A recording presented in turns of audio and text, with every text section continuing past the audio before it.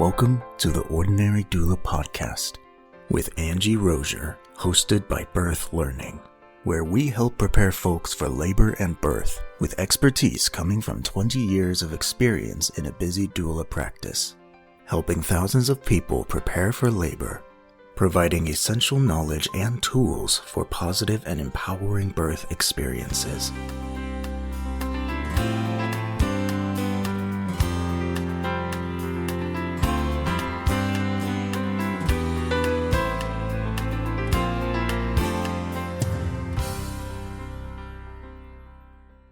Hello and welcome to the Ordinary Doula Podcast. In this episode, we will be talking about the needs of those who have experienced some fertility challenges. This is growing in our society. There's a lot of people dealing with fertility challenges for a variety of reasons.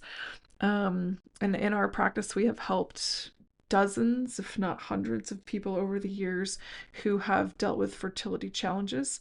And this has a unique factor in it when we're talking about the birth, labor, and birth experience and the pregnancy experience, obviously, as well, right?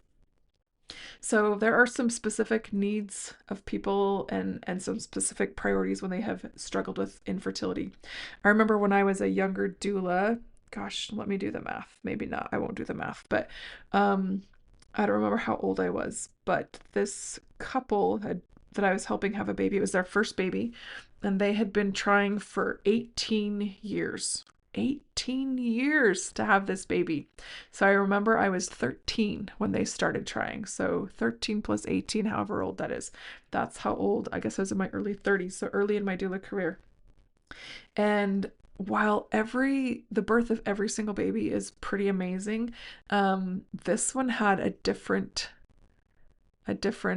feel to it, as we knew this had been a long time coming.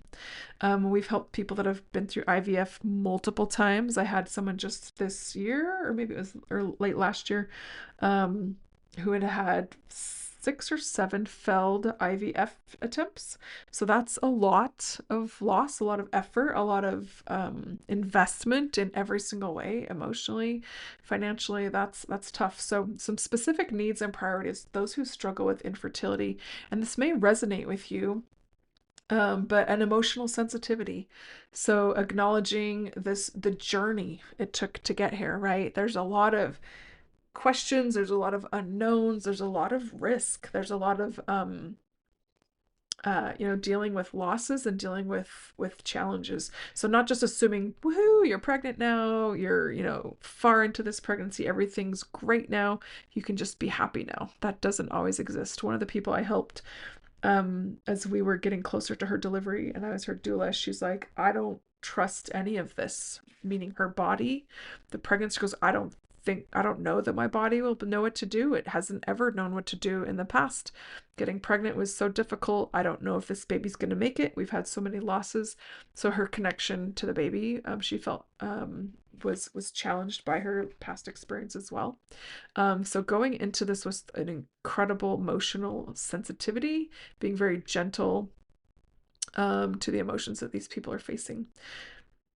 Also, validating fears, right? There's some extra layer of fears here. Many carry anxiety about how labor delivery is going to go. Some people, it's not a high percentage, but some people are afraid that they're going to die or their baby's going to die throughout the labor process. But this validation of fear can be quite meaningful for people who have had losses or struggled with infertility. So they might carry this fear deep into pregnancy or even into labor, even past that. Yeah, once they see the baby and the baby's here, they may need more frequent reassurance till they know this is real, this is going to stick, this is going to be okay. And it's tragic in the times that it is not, right? I have had in the last couple months a couple really tough client experiences that just made me weep. I've been doing this for well over 20 years and have had some experiences lately that are just terrifying, that absolutely grip you with fear, and gosh, they hit you pretty hard for a while. And so I've gotten to weep over a few experiences as of late. Also creating a space for celebration and grief, and then knowing that those two things can exist at the same time together. These are mixed feelings, right? Joy and sorrow. Sorrow for past losses, sorrow for what they've gone through, and then feeling great joy for what lies ahead, or whatever successes, in fertility we may have achieved, aren't always just overshadowed. They don't always overshadow the losses or the grief that is felt. There was one couple I worked with a few years ago, and they didn't have a fertility challenge, but they did have a loss of a child, who was, a little older. It was an older baby loss, and they were coming into a new pregnancy, with a new baby, and incredible emotional needs for that couple, as they worked through that, especially for the dad. And, he had seen his baby not make it. Like, and this baby had, no health problems, no history, and died suddenly at an older age, older than a year even. So knowing that that kind of loss was possible made this very difficult to experience all the joy, that they could have. So they were very, proactive, and we kind of, so that at the hospital they would be treated appropriately. We put a sign on their door that said, "Please be gentle with us as we are celebrating the arrival of this baby and mourning the loss of our other baby." And so they explained it a little bit to their staff, because even without knowing things, staff at the hospital, your nurses, your doctors sometimes can say things that would seem a little insensitive if they don't understand the whole situation. So, allowing space for grief and celebration, grief and joy. Also, continuity of care. So, building trusting relationships, with providers matters a lot. Sometimes you become attached to providers that you have an experience with, or that you go through a lot with, like fertility treatments. They may not just want to be another patient, right? They may want that specialized care. Again, plug for doulas. A doula can provide continuity of care throughout a pregnancy, a labor, a birth, and beyond, in many cases. So sometimes that doula becomes kind of key to the experience and the journey. Some unique challenges that those face that have had fertility, problems are heightened anxiety, right? Of course, and PTSD from past experience. That might be cycles of IVF. It might be miscarriage. It might be loss. It might be late term loss. Um, and these situations are going to need support far beyond, the end of a pregnancy, and far beyond even, say they have a baby and they go home and everything seems fine.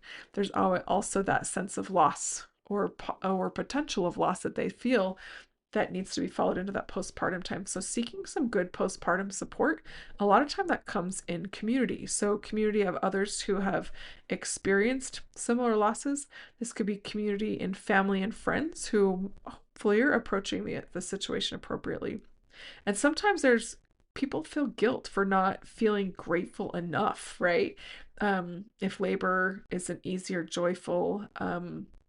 One of my, another recent client I had about a year ago, um, she had, she felt that exact thing. She's like, I just feel bad that I'm not so happy about this, where other people are over the moon about it. And understanding there's different ways to feel about the exact same thing.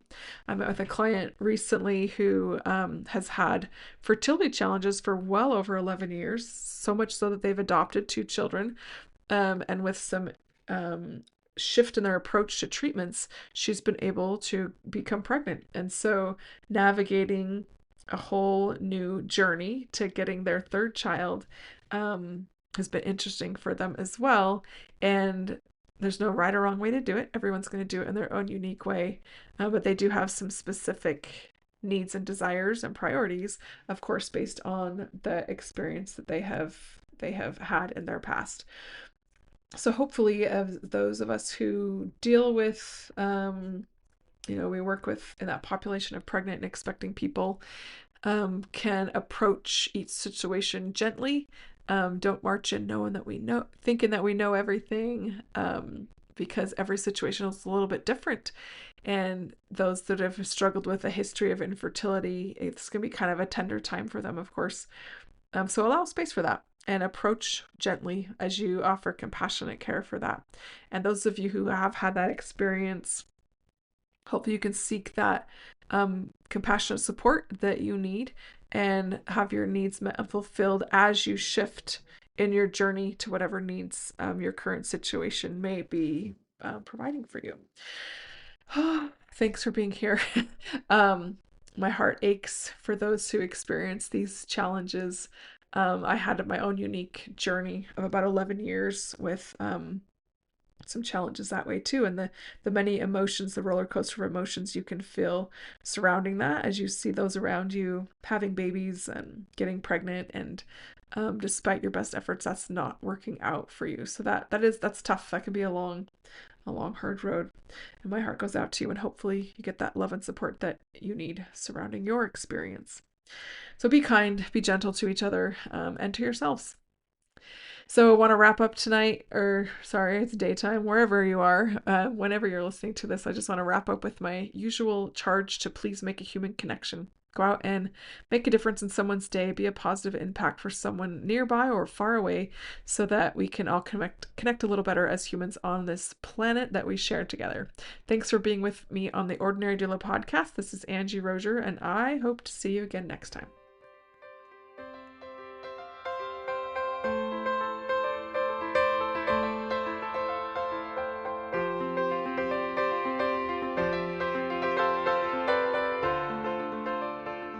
Thank you for listening to the Ordinary Doula podcast with Angie Rozier, hosted by Birth Learning. Episode credits will be in the show notes. Tune in next time as we continue to explore the many aspects of giving birth.